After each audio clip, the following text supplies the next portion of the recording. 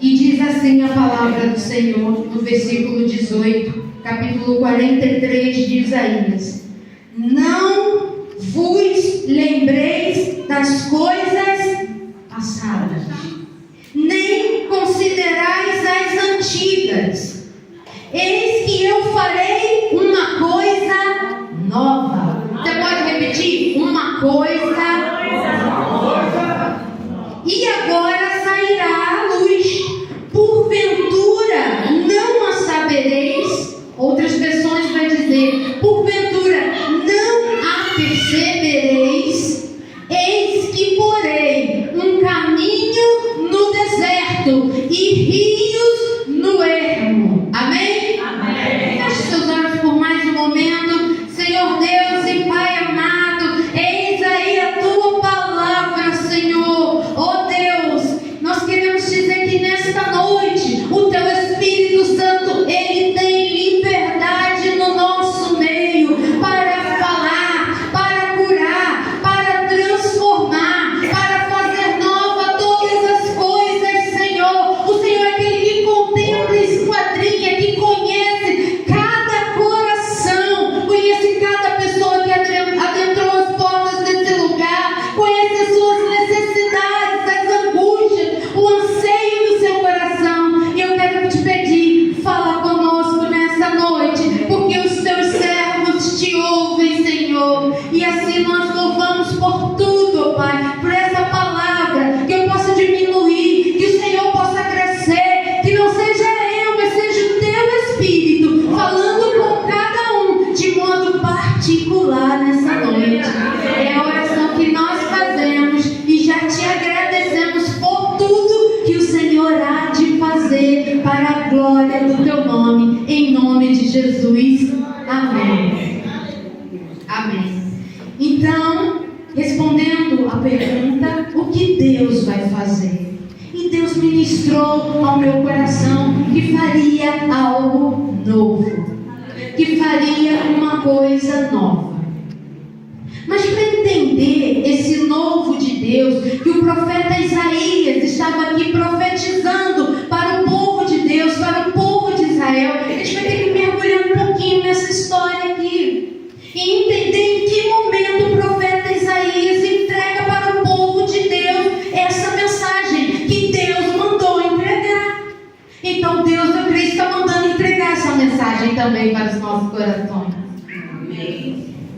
E só para você entender em que momento o profeta Isaías chega para esse povo, e era o final do exílio na Babilônia, do cativeiro na Babilônia. Esse povo que muitas vezes, por ter endurecido o seu coração, muitas vezes esse povo por não ter obedecido ao Senhor, depois de muitas vezes advertido pelos profetas do Senhor, mas não deu ouvidos à voz do Senhor, e lamentavelmente terminou num grande e terrível cativeiro. Um povo que acabou sendo escravo nas mãos de Nabucodonosor lá na Babilônia. Só, irmãos, preste atenção nesse detalhe aqui, porque ele é muito importante. Não foi qualquer cativeirozinho, foi um cativeiro muito longo, foi um cativeiro muito angustiante. Diz a palavra de Deus que foram 70 anos de escravidão.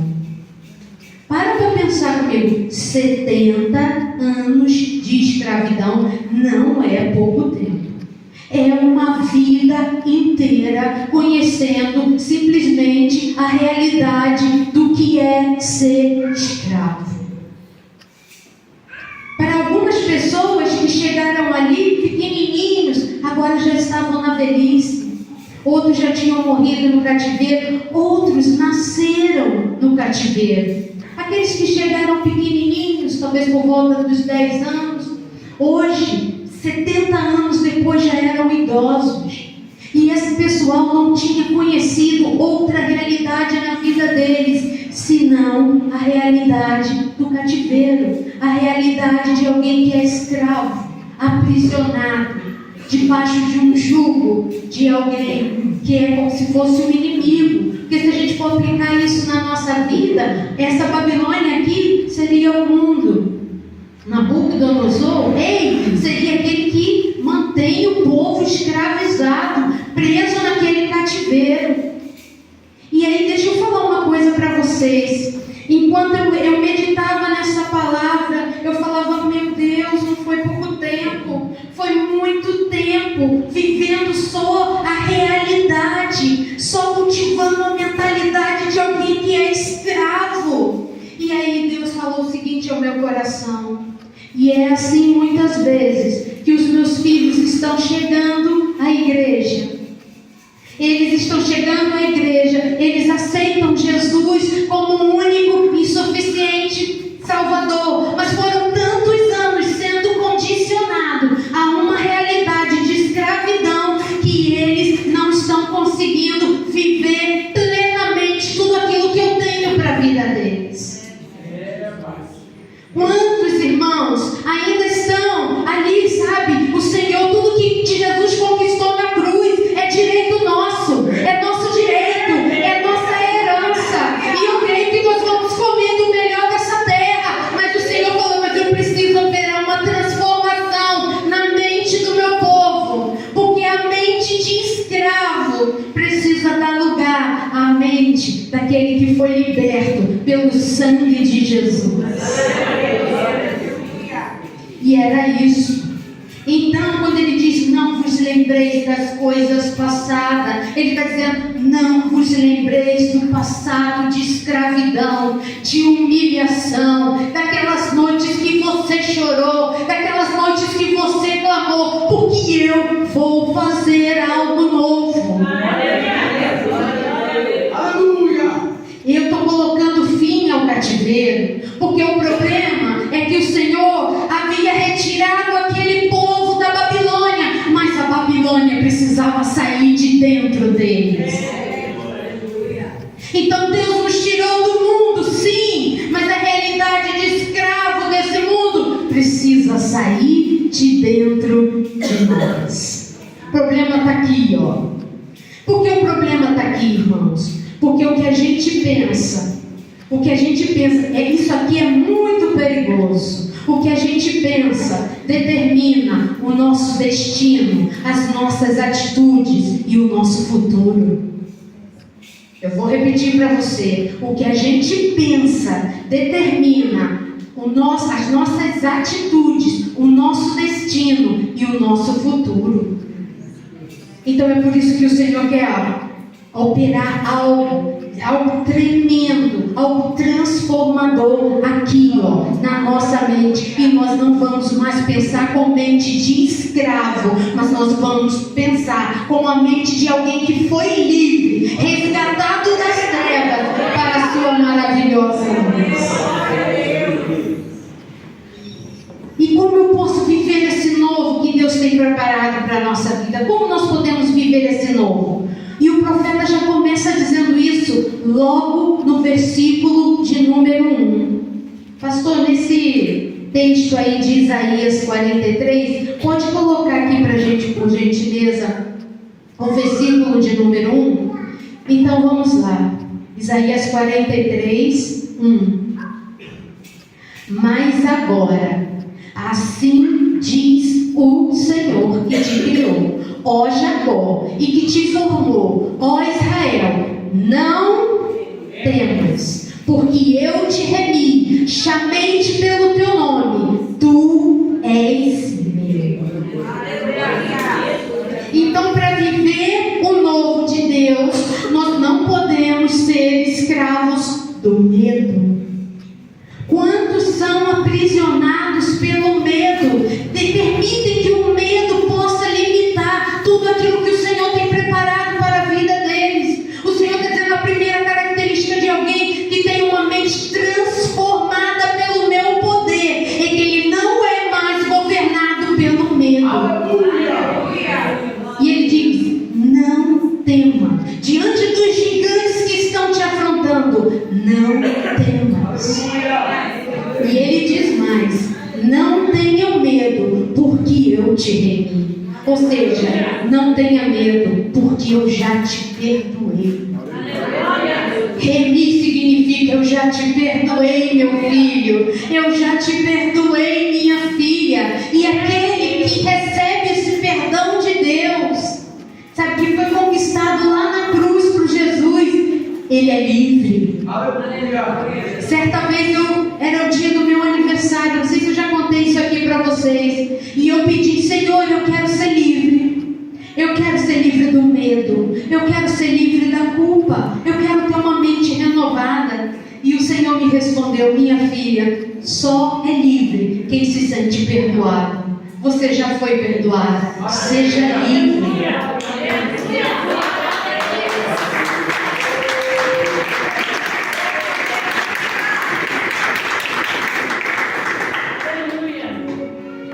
E ele diz o seguinte: não tenha medo, porque eu te perdoei.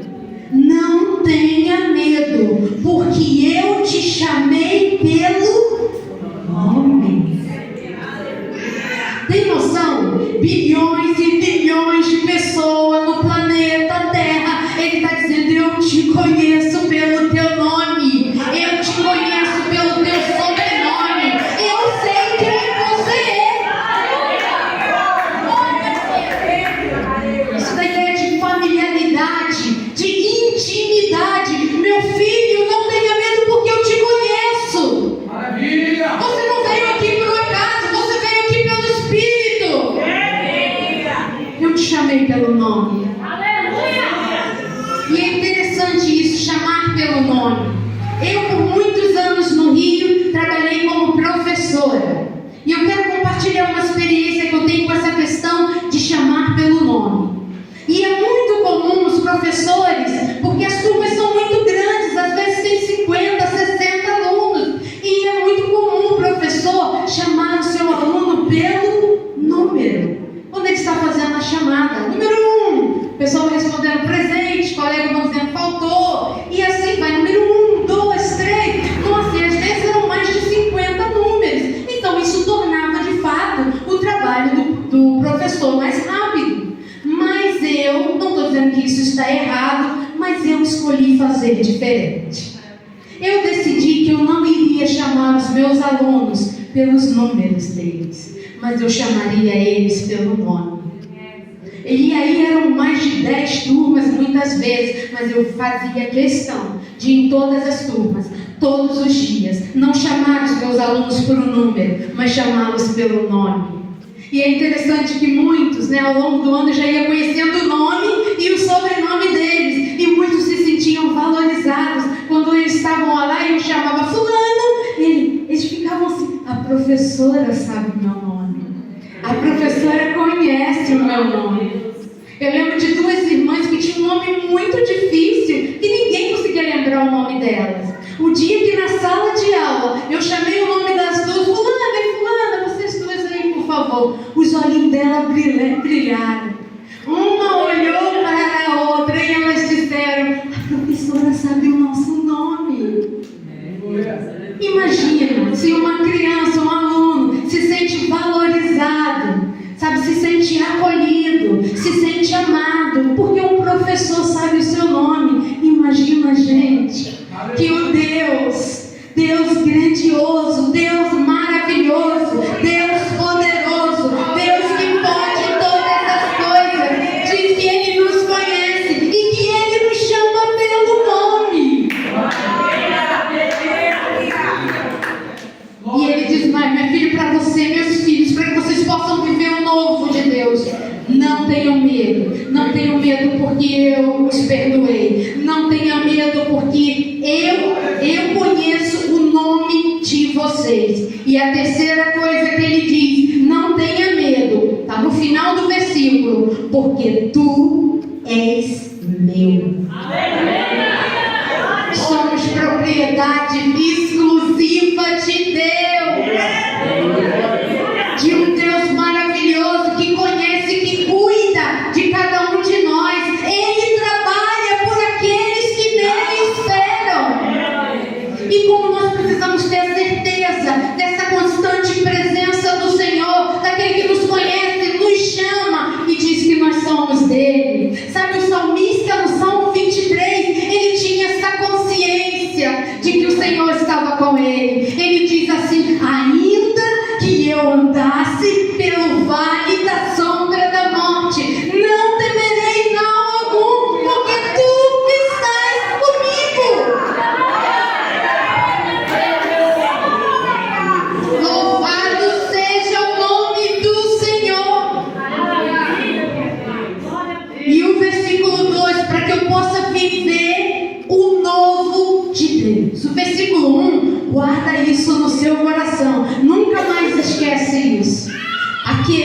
que tem a mente de Cristo, aquele que vai viver o novo de Deus, é alguém que não mais se deixa governar pelo medo, porque a sua confiança está no Senhor.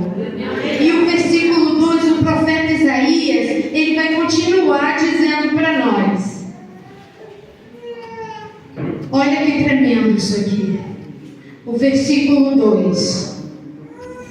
Quando você passar pelas águas, eu serei contigo. Quando pelos rios, eles não te submergirão. E o versículo 3 diz, o 2 ainda, e quando passares pelo fogo, não te queimarás, nem a chama arderá em ti. Nem a chama arderá em ti. Então o que o Senhor está querendo dizer para a gente aqui nesse versículo 2? Olha só, meu filho, vai ter luta, vai ter aflições, vai ter provações. Pode ser que você seja até perseguido, pode ser que você sofra, mas quando você passar pela água, eu vou estar contigo. Quando você passar pelo fogo, eu vou estar contigo. Quando você passar pelos rios, eles não vão te afundar, porque eu estarei contigo. Então aquele que recebeu essa nova mente, essa mente de Cristo, que não é mais aprisionado ao passado, que não é mais escravo do inimigo ou de quem quer que seja, é alguém que compreende essa palavra. Eu posso sim passar por aflições. Jesus disse: no mundo vocês terão aflições, mas tenham bom ânimo, porque Ele venceu e nós também venceremos. Nós já somos mais. Diga para essa luta que está te afligindo, dizendo: onde está o teu Deus? Diga assim para este gigante que te afronta: olha só, no mundo sim, eu passo por aflições, eu passo por luta, mas o meu Deus é comigo. Ele venceu e nós já somos mais do que vencedores em Cristo Jesus.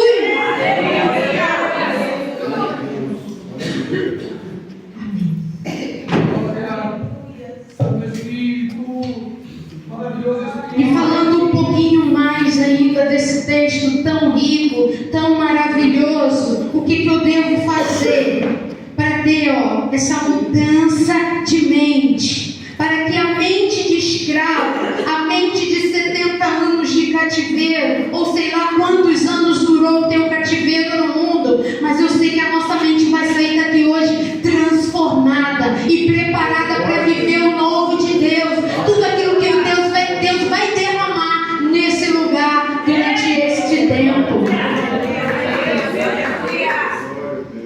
E diz assim, o versículo, vou reler para vocês o versículo de número 18. Diz: não vos lembreis das coisas passadas, nem considerais as antigas. O que está dizendo para você? Para você viver tudo que eu tenho preparado para você, você vai precisar esquecer esse passado. E deixa eu dizer uma coisa para vocês. Certo dia eu estava dormindo e eu acordei. Sabe quando você acorda e dá aquele cochilo rápido de novo?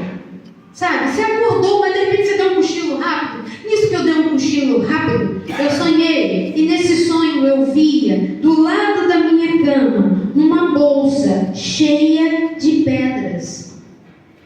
E eu acordei do sonho.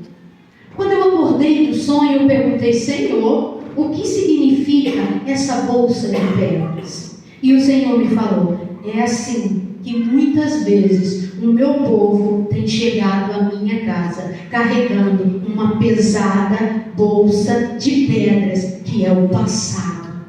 Mas eu quero curar esse passado.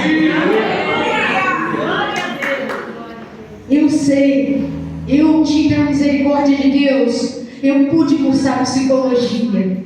E eu sei que os psicólogos são bênçãos de Deus. Mas tem determinadas coisas que estão aí, determinadas feridas da alma, que só aquele que te criou, só aquele que te formou, pode ir lá no profundo para te curar. Sabe, marcas profundas do passado, marcas de rejeição, marcas de abuso, marcas de abandono, marcas de frustrações, que tentam hoje manter a sua mente aprisionada a essas marcas, mas o Senhor está dizendo: eu vou curar, porque você vai viver o novo. E o apóstolo Paulo diz uma coisa muito importante para a gente sobre isso. O apóstolo Paulo, ele diz em Colossenses 3, 2 e 5, que você precisa começar a trabalhar a tua mente. Ele diz assim, pensai nas coisas que são lá do alto, e não nas coisas daqui, dessa terra. E o versículo 5, pastor, que diz assim, façam morrer a vossa natureza terrena. Sabe, lança fora a prostituição, impureza, qualquer paixão lasciva, desejo maligno ou avareza, que é idolatria. O Senhor está dizendo, tudo que é da nossa velha natureza, da natureza de escravo, vai morrer. E ele diz mais algumas coisas aqui para nós. Mas para esquecer o passado, como é que eu faço? Tem que começar a reprogramar a mente. Eu estava até conversando com meu esposo, eu falei, imagine que a nossa mente fosse semelhante a um aparelho de celular. Vocês já repararam que tem momento que o aparelho de celular ele começa a travar? Você quer tirar uma foto e aparece a mensagem que a memória está cheia. E você não consegue armazenar suas novas fotos ou alguma informação importante, porque o celular está sobrecarregado de memórias que não tem mais utilidade, mas você insiste em guardar.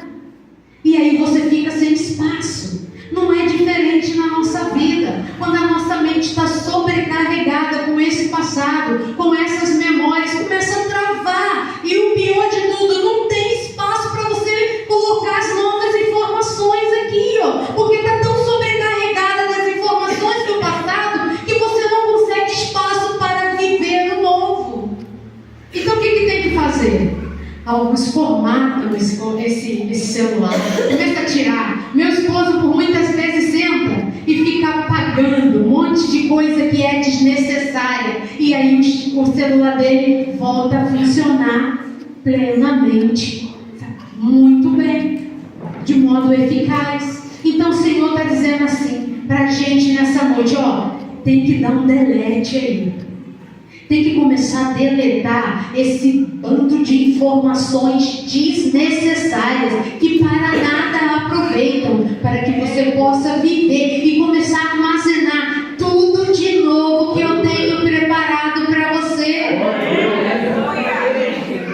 Mudança de mente. O apóstolo Paulo também vai dizer em Romanos 12, não vos conformeis com esse século, mas transformai-vos pela renovação da vossa mente, para que vocês experimentem a boa, perfeita e agradável vontade de Deus. Então presta atenção nisso. Só vai viver a boa, perfeita e agradável vontade de Deus quem renunciar ao passado. Amém. Tudo aquilo que te aprisiona. E aí nós vamos viver o novo de Deus. Aleluia. Amém? E aí diz assim, agora o versículo 19 do mesmo texto que nós lemos. Deus vai fazer o quê? Ele diz assim, eis que eu faço uma nova coisa. Que está saindo à luz, porventura não a percebeis? Eis que eu porei um caminho no deserto e rios no ermo. Deus está dizendo assim, eu vou fazer um divisor de águas. Eu vou fazer uma transformação. Eu vou fazer Sabe? Aquilo que Deus vai fazer é tão poderoso. Que aquelas pessoas que muitas vezes olharam para você e disseram: esse não tem mais jeito. Agora eles vão ter que dizer: quem diria? Amém. Aquele que muito dizer: esse não tem jeito. Aí agora vai ter que olhar para a sua vida e dizer: meu Deus, quem diria?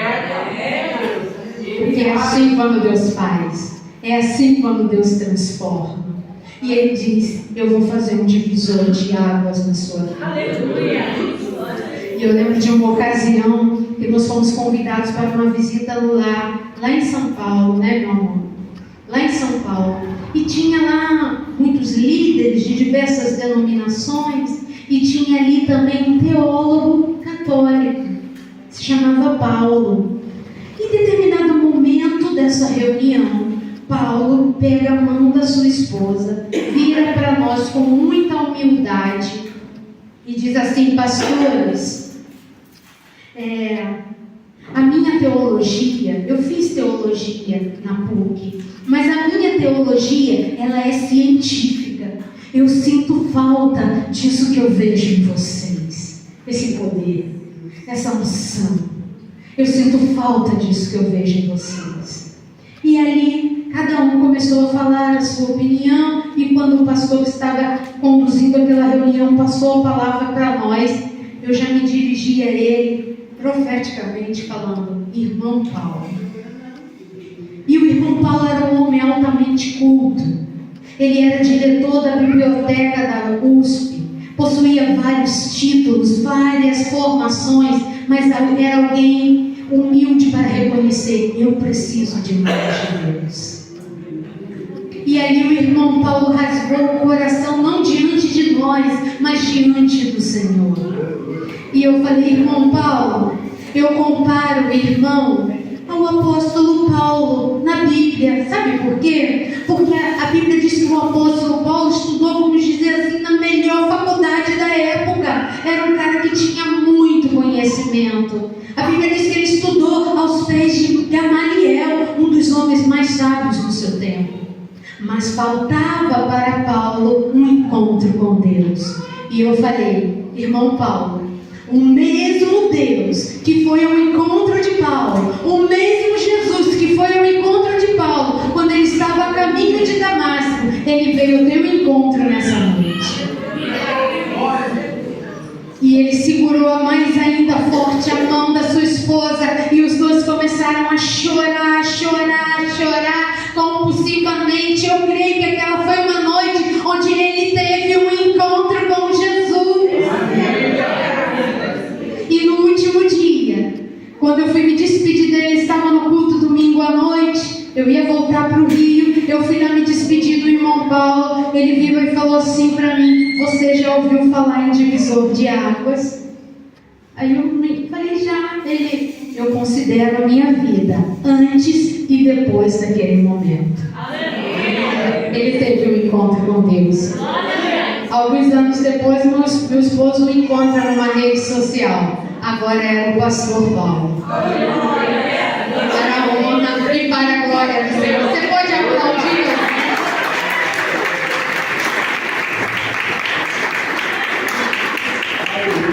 Eu estou fazendo uma coisa nova, é o que o Senhor diz. Eu estou fazendo uma coisa nova na sua vida. Por quê? Porque se até hoje você foi governado pela carne, agora você será governado pelo Espírito. É o Espírito Santo que vai governar a nossa vida. É o Espírito Santo que vai governar todas as coisas. E o Senhor diz mais: eu vou fazer um caminho nesse teu deserto. Por que é necessário um caminho no deserto? Porque a geografia do deserto, ela é monótona, ela é repetitiva. É muito fácil se perder no deserto. Porque você olha, anda e parece que não saiu do lugar. Parece que você continua vendo as mesmas coisas. Então é muito fácil se perder em meio ao deserto. Mas o Senhor está dizendo para nós nessa noite: nós não vamos nos perder, porque Ele vai fazer um caminho no nosso deserto. E Ele diz mais: eu vou fazer um caminho no deserto e eu vou colocar rios nos ermos. Os ermos significam os lugares solitários. O ermo significa o local desabitado. Ermo significa local de solidão. E ele diz: para esse local ermo, para esse local vazio, eu estou derramando água. Eu estou derramando água sobre o sedento. E aquele que tem sede vai poder beber, e beber de graça dessas águas que estão fluindo do trono de Deus sobre a nossa vida nesse lugar. E eu quero concluir com esse último texto de 2 aos Coríntios, segunda epístola de Paulo aos Coríntios, no capítulo 5, no versículo 17. Vamos ler junto? E assim, se alguém está em Cristo, é nova criatura. As coisas antigas já passaram, e eis que se fizeram novas. Tudo se fez novo. Agora eu vou dar uma dica, que você vai segurar essa dica aí. Segura isso aí, não perde não. Qual é a melhor metodologia para dar um restart aí na sua mente? Para fazer uma limpeza mesmo de tudo que é do passado. Qual é a melhor metodologia para limpar a memória? É substituir essas memórias passadas.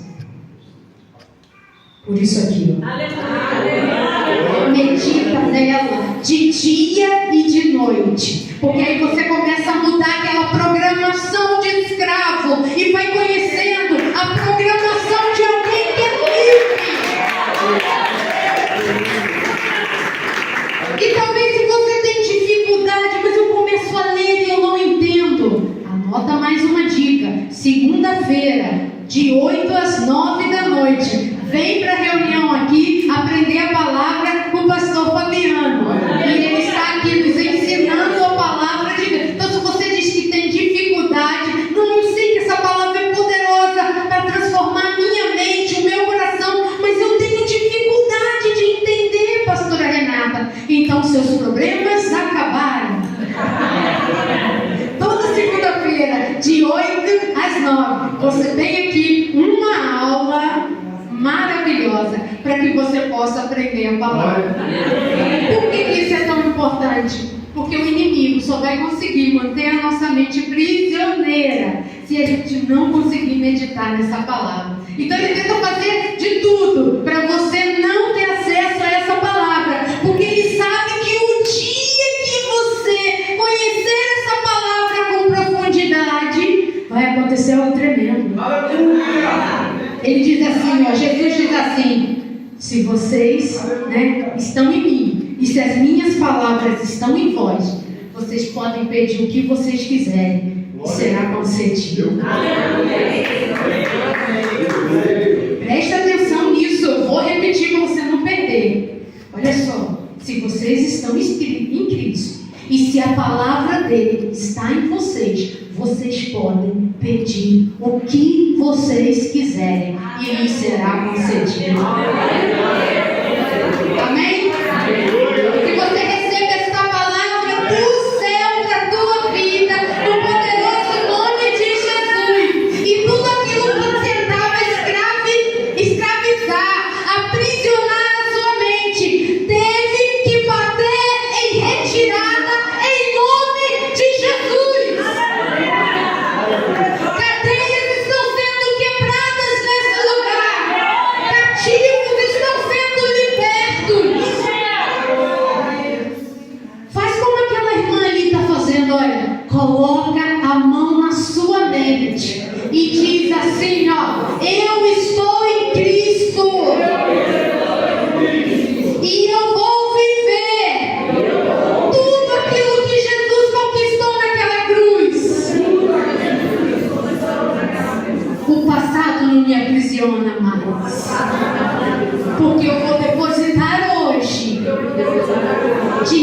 da cruz de Jesus. Por